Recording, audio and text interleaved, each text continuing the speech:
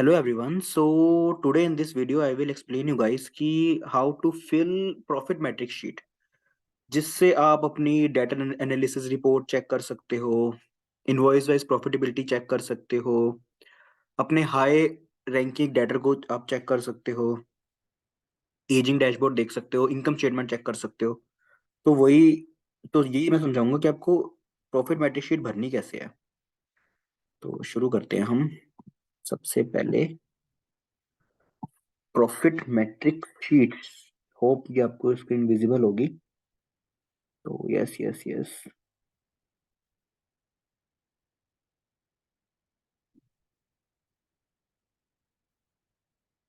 तो हम शुरू कर रहे हैं आज प्रॉफिट मैट्रिक शीट। इसके लिए तो सबसे हमारा मेन कंसेप्ट होगा ना, तो इसके लिए सबसे जो जरूरी चीज चाहिए, सबसे पहले हमें अपनी जीपी पता होनी चाहिए। जीपी आपको पता ही होगा होती क्या है। जीपी जीपी होती है जो हमने अपना प्रोडक्ट सर्विस कोई भी हमने जो हमने सेल करी है, कुछ भी हमने जो सेल किया है, रेवेन्यू माइनस जो हमारी डायरेक्ट कॉस्ट है, direct cost attributable to sale. ठीक है ना, जो सेल से लिंक करती है, रेवेन्यू माइनस ये, तो जो निकलेगा ये हमारा ग्रोस प्रॉफिट होगा। इसके बाद के जो खर्चे हमारे फिक्स होते हैं वो हमारे फिक्स्ड कॉस्ट होती है। इसके बाद क्या आएगा हमारा नेट प्रॉफिट। तो ये तो बेसिक्स आपको मैंने एक समरी सी दे दी। तो आपको जो ये हमारी डायरेक्ट ओ सॉरी जीपी है ना, ये आपको पता होनी चाहिए। तो इसके अंदर हमारी तीन कंपनियां फॉल करेगी। एक कंपनी होगी जिसको अपना जीपी पता है कि भाई मेरा जीपी 40% है, 50% है, फिक्स है, उसको पता है। इसके अंदर वो कंपनीज भी आएंगी, मान लो आपका जीपी लाई करता है 40 to 50, तो आप भी इसी इसी मतलब इसी रेंज में अपनी कंपनी को फॉलो करना। अगर आपका जीपी ज्यादा वेरिएट कर रहा है, फॉर एग्जांपल कुछ प्रोडक्ट पे आप 80 कमा रहे हो, कुछ पे आप 90 कमा रहे हो, कुछ पे आप 10 कमा रहे हो, मतलब अगर वेरी करता है तो आप इसमें फॉलो नहीं करते। बट अगर आप ऐसे 10-20 का वेरिएंस है, 10-20 का नहीं सॉरी 10 तक का वेरिएंस है, तो आप इसके अंदर फॉलो करते हो। कुछ कंपनीज होती है हमारी, कुछ होती हैं कंपनीज, दूसरी कंपनीज हमारी ऐसी होती हैं जो कि मतलब वही प्रोडक्ट वाइज, मतलब एक का हमारा 40% है, एक का हमारा 80% है, एक का हमारा 90% है, मतलब उनको वेरी करता है। तो एक कंपनी तो ये आ गई। तीसरी हमारी कौन सी कंपनी इसके अंदर फॉल करती हैं, जिनको अपनी जैसे कोई सर्विसेज दे रहे हैं उनको उस पे पता है कि डायरेक्ट कॉस्ट कितनी लगी है। जैसे मैं बताऊं आपको, मैंने एक सर्विस दी, मैंने एक घर बनाया, घर बेचा, फॉर एग्जांपल मैंने 50 लाख का घर बेचा। तो मुझे पता है भाई इस घर पे मैंने कितना खर्चा किया है, स्टैम्प पेपर वगैरह कितना आया, कितना मैंने उससे लिया, तो मुझे पता है मैंने 40 लाख का लिया। जो भी पूरा खर्चा हुआ था इतने का हुआ था, तो उसको पता है कि भाई मेरी डायरेक्ट कॉस्ट कितनी थी, ये डायरेक्ट कॉस्ट है एक तरह से, उसको पता है। तो 10 लाख उसने प्रॉफिट किया है। ठीक है। तो आप तीन कंपनीज में फॉल करते हो। तो सबसे पहले आपको करना क्या है, आपको ये चीज ना मुझे बतानी है कि आप पहली कैटेगरी में आते हो, दूसरी कैटेगरी में आते हो, या तीसरी कैटेगरी में आते हो। ठीक है, ये आप मुझे मैसेज कर देना, व्हाट्सएप कर देना, कुछ भी कर सकते हो। जैसे आपकी शीट एक्टिवेट आपको मिल जाएगी, आप मुझे सबसे पहले वीडियो देखने के बाद आप मुझे मैसेज करना आप कौन सी कैटेगरी में फॉलो करते हो। ठीक है, ये तो हो गया आपकी कैटेगरी वाइज। अब मैं आपको शीट फिल करना सिखाता हूँ कि आपको शीट कैसे फिल करनी है।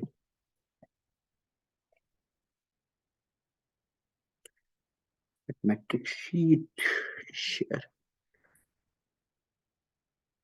अब हमारी शीट, आपको दो शीटें मिलेंगी, दिखाई दूं आपको।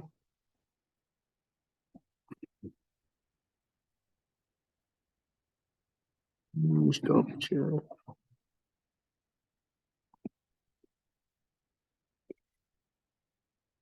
एक शीट होगी हमारी, एक होगी आपको ये प्रॉफिट मैट्रिक शीट मिलेगी, ये सिर्फ डिस्प्ले की शीट है। अगर आप इस शीट में, ये आपको डेटा फीडिंग शीट मिलेगी, इसके अंदर आपको डेटा फीड करना है। और इसके अंदर आपको, ये आपको मतलब एक तरह से डिस्प्ले के लिए शीट है। जो भी आपको डाटा एनालिसिस रिपोर्ट है, आपको मैं खोल के दिखाऊं, ये भी खाली शीट है हमारी। ये प्रॉफिट मैट्रिक्स आपकी रिपोर्ट है पूरी। अगर आप डेटा फीड करोगे तो ऑटोमेटिकली इस शीट में पॉपुलेट होता रहेगा। आपको इनकम स्टेटमेंट अपनी दिख जाएगी, इनवॉइस वाइज प्रॉफिटेबिलिटी आप चेक कर सकते हो। अभी एनए आ रहा है क्योंकि शीट फिल नहीं हुई है, जैसे फिल होनी शुरू होगी लिंक हो जाएगी तो वो एनए वगैरह हट जाएगा। ये प्रॉपर डाटा एनालिसिस रिपोर्ट, आप डेटर वाइज चेक कर सकते हो। ये हमारा पीसीआर है, मतलब जो अगर आपको प्रॉफिटेबिलिटी कस्टमर रिपोर्ट देखनी है कि मतलब हाई रैंकिंग कस्टमर देखने हैं, आपको इसमें दिख जाएगा, एजिंग डैशबोर्ड दिख जाएगा। मतलब ये रिपोर्ट है सिर्फ, आपको इस पे तो सिर्फ चेक करना है। बट जो ये शीट है डेटा फीडिंग, आपको इसके अंदर डेटा फीड करना है। मेरे को सॉरी बंद हो गया। इस शीट में आपको डेटा फीड करना है। तो अभी मैं ना शुरू से शुरू हो रहा हूँ, रजिस्टर से। इसको मैं बाद में आऊंगा इस सेक्शन पे, पहले सेल रजिस्टर पे। ये हमारा सिंपल सा सेल रजिस्टर है। आपको बस इसके अंदर जो चीजें लिखी हुई है वही भरनी है। डेट लिखी है, इनवॉइस नंबर लिखा है, इनवॉइस गूगल लिंक, अगर आप इनवॉइस का गूगल लिंक लगाना चाहो वो भी लगा सकते हो। पार्टी का नाम नहीं, सबसे पहले शुरू करता हूँ, सॉरी। आपको सबसे पहले पार्टी का डाटाबेस बनाना है।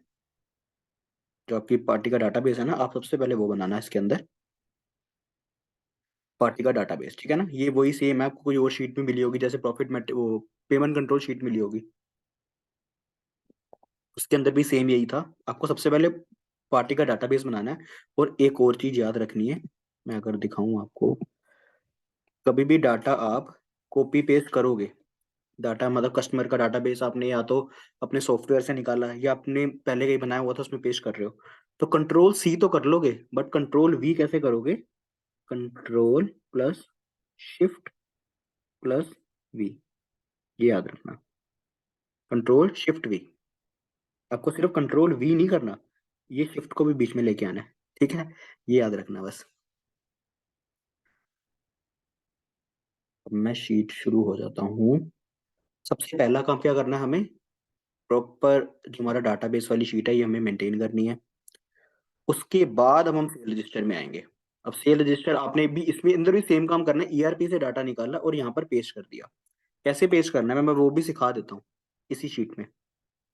फॉर एग्जाम्पल पहले ना पार्टी डाटाबेस बना लेता हूँ मैं। क्या मेरा पार्टी का डाटाबेस है?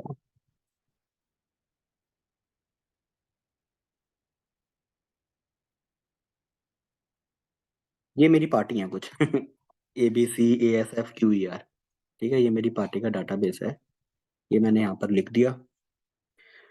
अब ना ये ऐसा ना आपका ईआरपी होगा, ईआरपी अगर ईआरपी में आपने सेल डाटा निकाल दिया अक्टूबर का, तो अक्टूबर में आपका डाटा ना ऐसे शो हो रहा होगा। कुछ एक्सेल निकालोगे ना, ऐसे ऐसे शो हो रहा होगा। पार्टी नेम आ गया, ग्रोस अमाउंट आ गया, आईजीएसटी आ गया, नेट अमाउंट आ गया, ऐसा कुछ दिख रहा होगा ना, एक्सेल शीट ऐसे निकली होगी ईआरपी से। अब आपको वहां पे पेस्ट कैसे करना है? आपने इनवॉइस नंबर जैसे मैंने ये कॉपी किया, कंट्रोल सी, सेल रजिस्टर पे आए, इनवॉइस नंबर था, कंट्रोल शिफ्ट वी, पेस्ट हो गया। अब मैंने पार्टी नेम कॉपी करना है वहां पर, control C, control shift V, paste कर दिया। ग्रोस सेल पे आए मैं, रिसीवेबल, ये मेरी ग्रोस है, इसको भी कॉपी कर लूँ आईजीएसटी को, यहाँ पर आया सेल रजिस्टर में। यहाँ पे एक एक रो मैंने कॉपी करनी है और एक एक रो मैंने पेस्ट करनी है। ये लो पेस्ट कर दिया, मतलब अब खुद देखो टाइम कितना लगेगा इसके अंदर। ईआरपी से डाटा निकाला यहाँ पर पेस्ट किया, ईआरपी से डाटा निकाला यहाँ पर पेस्ट किया। आगे आती है extra cost in maintaining debtor. अब ये क्या होती है, इसको भी थोड़ा सा डीप में समझ लेते हैं। Extra cost in maintaining debtor,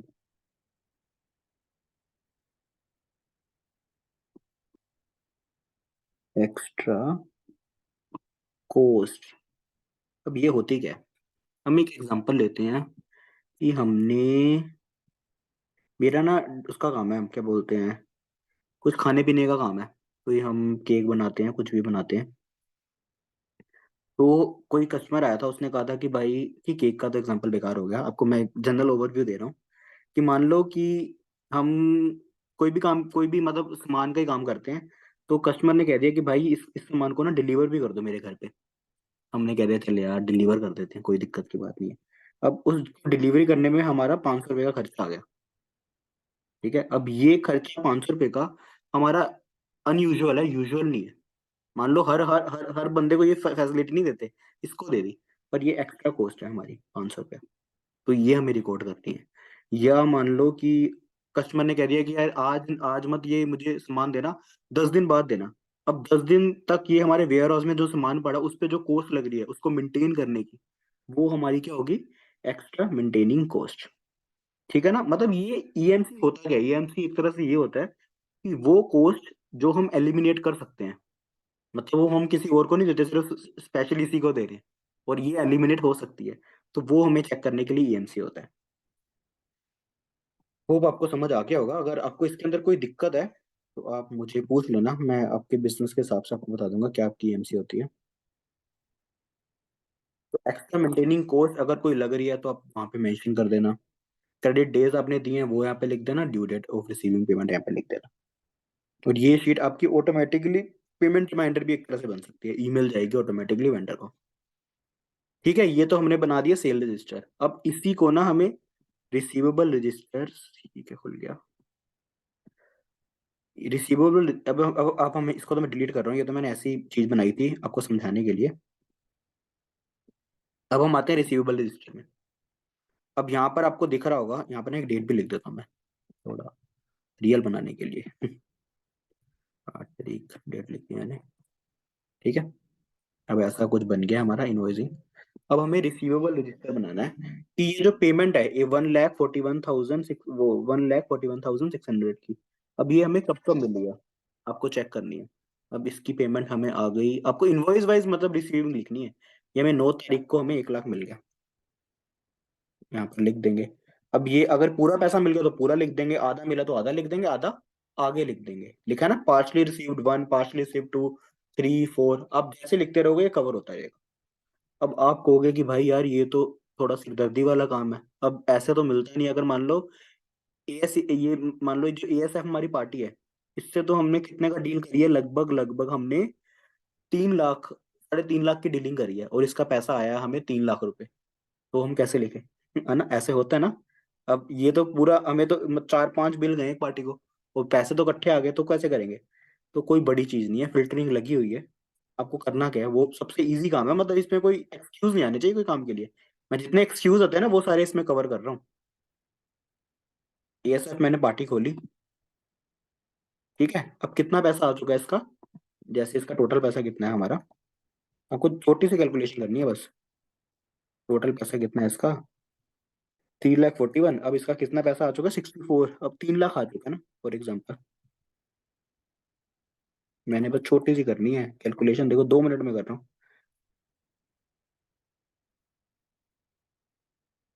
ठीक है, 141। अब इसको, अब इसका मतलब कितना आ चुका है इसका,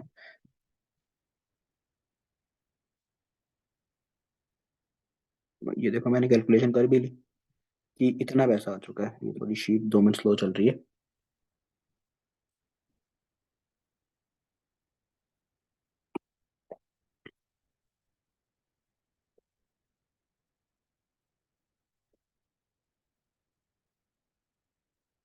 ये सॉरी, मैंने 3 लाख निकला था।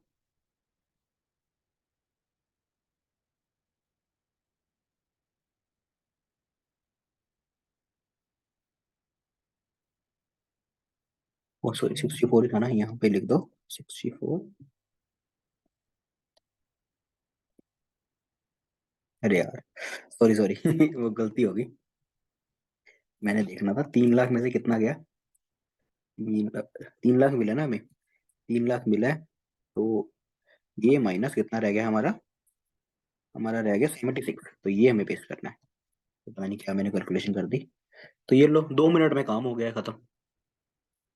हमने इसका पूरा बना दिया, अब कब कौन सी तारीख को आया है ये भी मैंने लिख दी, कंट्रोल टी कर दिया। ऐसी जितनी मर्जी सम ऑफ लिस्ट हो, कोई दिक्कत की बात नहीं, 2 मिनट में कैलकुलेशन होके काम खत्म होगा। हो गया ना, 3 लाख मिला है इसका, इसका मतलब इस 141 के अगेंस्ट कितना मिल गया, 76,980। वही मैंने दो, वो थोड़ी कंफ्यूजन हो गई तब, थोड़ी इधर उधर हो गया, नहीं तो 2 मिनट का काम है। ऐसे करके आप पूरी इसकी पेमेंट सॉर्ट कर सकते हो, ठीक है ना। ऐसे अगर मान लो कोई, अगर मैं इसको अब तो सिलेक्ट ऑल करके क्लियर कर देता हूँ। अब ऐसे ही आप इनवॉइस वाइज एंट्री करना शुरू कर दोगे। अब पार्टी डाटाबेस तो बना लिया, अब हम आते हैं जीपी कैलकुलेशन में। अब ये मेन चीज है हमारी, इसके अंदर मैं आपको समझाऊं, मैं पता कौन सा पार्ट समझा रहा हूँ। जो हमारी पहली कैटेगरी में फॉल हो रहे हैं ना, उनको बस करना क्या है, मुझे मैसेज करना है कि मैं पहली कैटेगरी में आ रहा हूँ, और यहाँ पे अपनी जीपी लिख देनी है। उनकी कितनी जीपी है, 30%, जो भी जीपी है यहाँ पे लिख दो बस। 40%, तो अगर वो फिक्स है ना, मतलब फिक्स वाली कैटेगरी में आ रहे हैं तो यहाँ पे लिख देना, या उनकी मान लो 50 से 40 के बीच में आ रही है तो भी एक 45 करके फिक्स कर देना। अगर वो दूसरी कैटेगरी में आ रहे हैं तो यहाँ पर जीपी कैलकुलेटर मैंने लिखा हुआ इनवॉइस वाइज, आप कैलकुलेट कर सकते हो। बताता हूँ आपको कैसे। यहाँ पर मैंने ना अपने एसक्यू लिख दिए, जितने भी मेरे एसक्यू है ना, एक एसक्यू में 50 कमाता हूँ, एक पे मैं 30 कमाता हूँ, एक पे मैं 10 कमाता हूँ, एक पे मैं 70 कमाता हूँ, एक पे मैं 80 कमाता हूँ। मैंने सारे एसक्यू लिख दिए। अब मेरा इनवॉइस वन आया मेरे पास, अब मैं देख रहा हूँ इस पे मैंने कितनी जीपी कमाई है। आपको ना इनवॉइस वाइज जीपी लिखना जरूरी है, क्योंकि अगर आप ये नहीं लिखोगे ना तो आपको इनवॉइस वाइज प्रॉफिटेबिलिटी मिल ही नहीं सकती। डेटर वाइज प्रॉफिटेबिलिटी आप चेक कर ही नहीं सकते। मान लो एक डेटर आ रहा है जो आपका 5वां नंबर प्रोडक्ट खरीदता है हमेशा लार्ज बल्क में, 60% जीपी तो वही दे रहा है, मान लो अच्छा बिजनेस तो वही चला रहा है हमारा, प्रॉफिटेबिलिटी तो वही दे रहा है ना हमें। तो इसीलिए हमें इनवॉइस वाइज प्रॉफिटेबिलिटी चेक करना बहुत ही जरूरी है, बहुत जरूरी है, डेटा वाइज प्रॉफिटेबिलिटी चेक करना बहुत ही जरूरी है। तो आपने पहले तो अपने एसक्यू लिख दिए, एसक्यू वाले, ये कंसेप्ट 1 2 है, अब मैं कंसेप्ट 1 समझा रहा हूँ आपको। आपने अपने एसक्यू जितने भी एसक्यू उसके वो लिख दिया, क्या बोलते हैं, जीपी लिख दिया आपने। उसके बाद आपको सिर्फ कैलकुलेट करना। मेरे पास बंदा आया, वो कहता है कि भाई मुझे 30 वाला प्रोडक्ट 10,000 दे दो, 10,000 की वैल्यू पे, और 40 वाला प्रोडक्ट 20,000 की वैल्यू पे दे दो। मैंने यहाँ पर लिख दिया, ऑटोमेटिकली मेरी जीपी कैलकुलेट होगी 50%। अब मैं दूसरी कैटेगरी वाला समझा रहा हूँ आपको, जिनकी जीपी वेरिएबल है। अब 50 आ गई, मैं क्या करूंगा, 50 होगी, मैं जैसे कैलकुलेट किया फिर रजिस्टर में यहाँ पे लिख दूंगा कि इस इनवॉइस में मैंने कितना जीपी कमाया, 50%। ऐसे ही अगर मैं यहाँ पर जाऊँ, वैल्यू सेम है बट प्रोडक्ट अलग है, उसने एक 5 नंबर वाला लिया है और एक 1 नंबर वाला लिया है, वैल्यू सेम है, तो मैंने कितना जीपी कमाया है, 26। अगर इसने दो दिया, देखो ऑटोमेटिकली चेंज हो रहा है वो। जैसे मैं अपने एसक्यू चेंज करता रहूंगा, ऐसे ही उसने एक और ले लिया, उसने 4 नंबर वाला कितने वैल्यू पे लिए, 20,000, तो मेरी जीपी 71% होगी। अब मैं इसको कॉपी करूंगा, फॉर एग्जाम्पल ये 2nd नंबर वाला है हमारा इनवॉइस, तो मैं यहाँ पर पेस्ट कर दूंगा 72%। अब दूसरे बंदे आते हैं, वो कहते हैं कि भाई मैंने ना, मेरी मैन्युफैक्चरिंग यूनिट थी, मैंने पहले ही बल्क में डाटा बना लिया है, अब बस उनको मैं बेच रहा हूँ। फॉर एग्जाम्पल मैं आपको बताऊं, इसका एक क्या है, 2 मिनट को,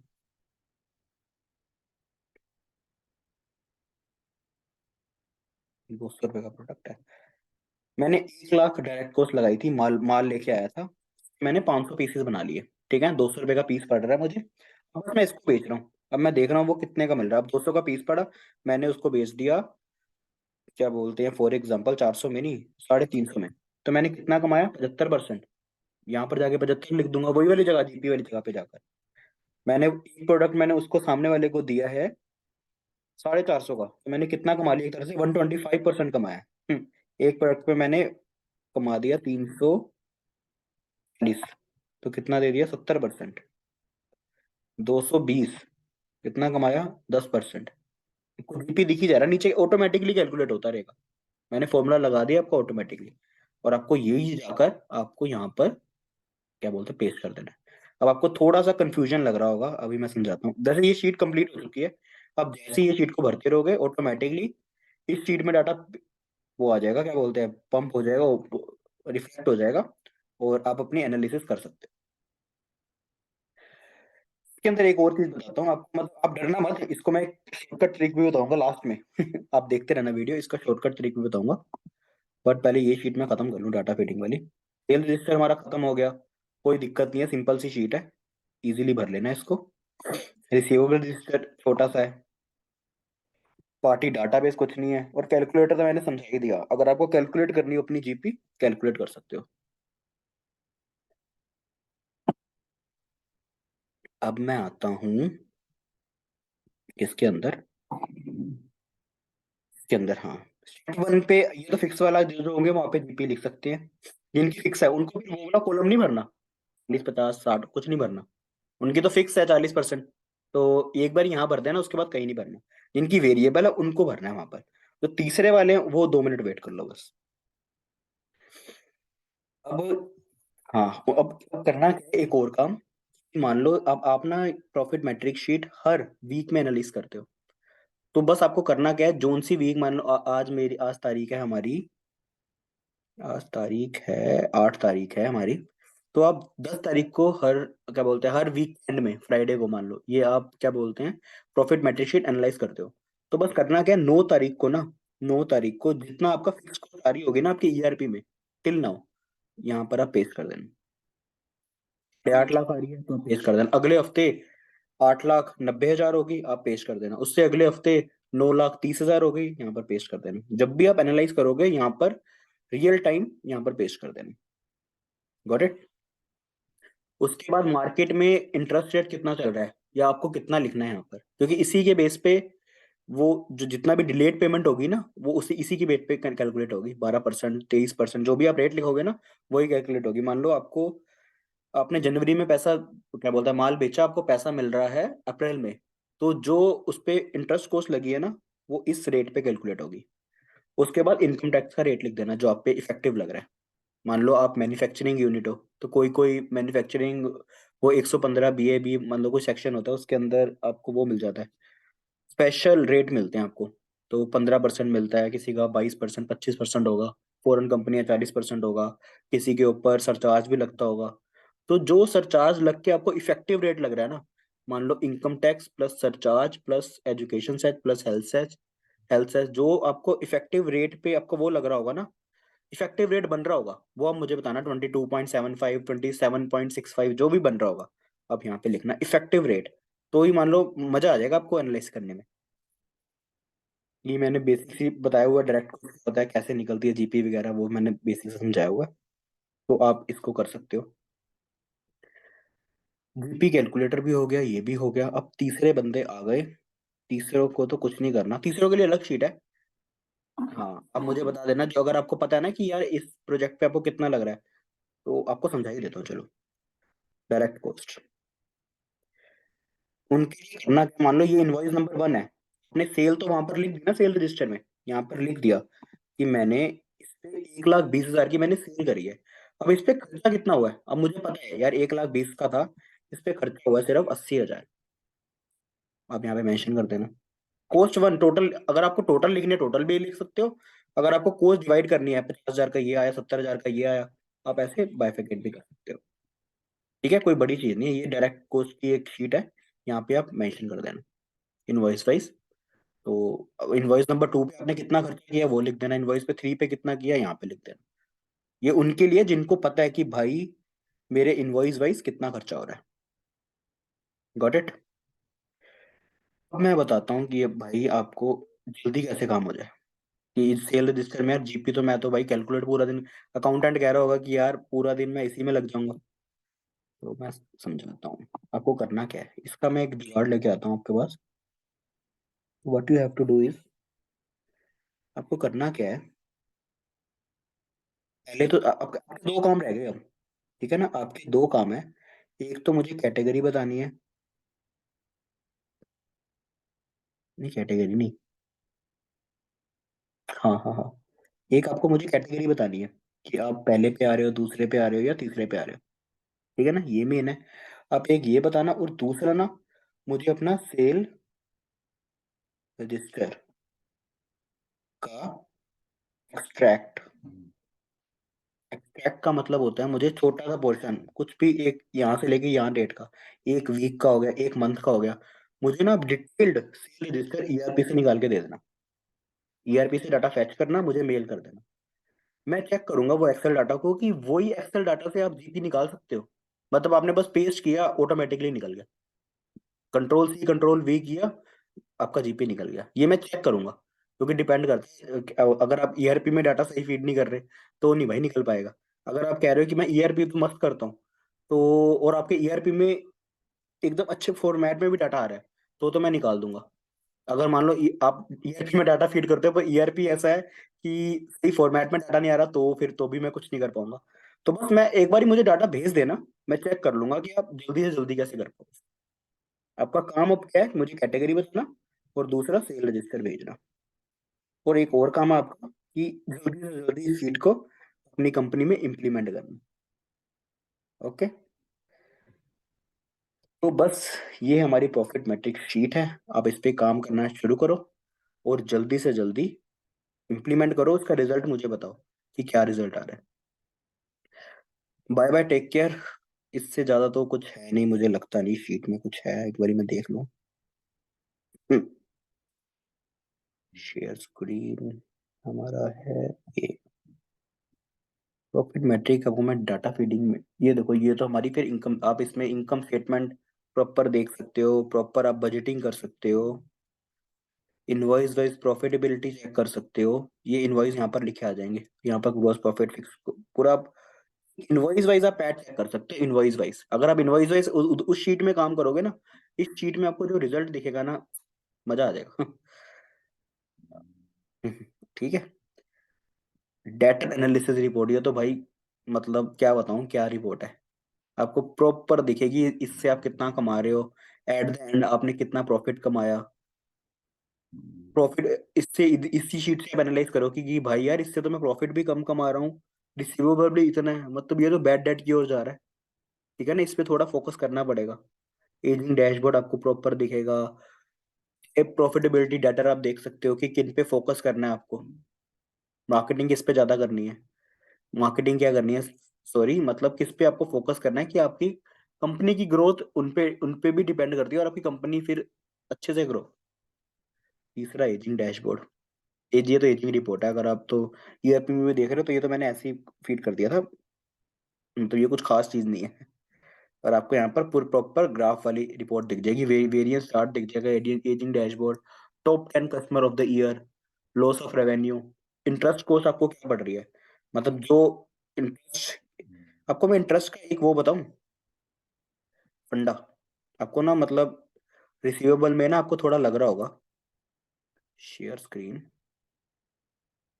आपको मैं ना एक इंटरेस्ट का, मेरे तो टैब में भी बैटरी कम हो रही है आई थिंक, तो काम थोड़ा जल्दी करना पड़ेगा। इंटरेस्ट कॉस्ट आपको मैं बताता हूँ एक बारी।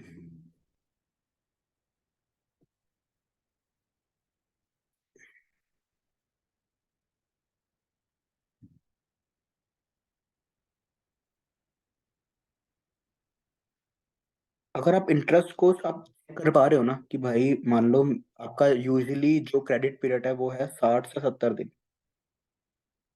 ठीक है। मार्केट का भी स्टैंडर्ड, आपका मान लो मार्केट का स्टैंडर्ड है 40, आप मार्केट में फॉल करते हो, वो है 40 से 50 दिन, और आपका 60 से 70 दिन है। तो आप एनालाइज करोगे ना अपना, देखोगे कि भाई मेरा इंटरेस्ट को 60 70 दिन तो मैं लगा रहा हूँ, 120 दिन भी जा रहा है, 140 दिन भी जा रहा है, और ऊपर से जो इंटरेस्ट कॉस्ट आपकी कंपनी में पड़ रही है वो, अब देख रहे हो कि यार 1,20,000, ये फालतू की कॉस्ट बढ़ रही है। तो आप ना प्रॉपर जो एक क्रेडिट पीरियड होना चाहिए ना आपकी कंपनी के लिए, अब वो भी डिजाइन कर सकते हो।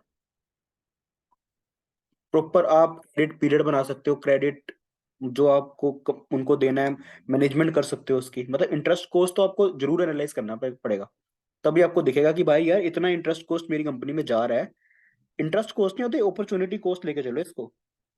इंटरेस्ट कॉस्ट में बोलो, ओसी बोलो इसको, कि आपकी ओसी है एक तरह से।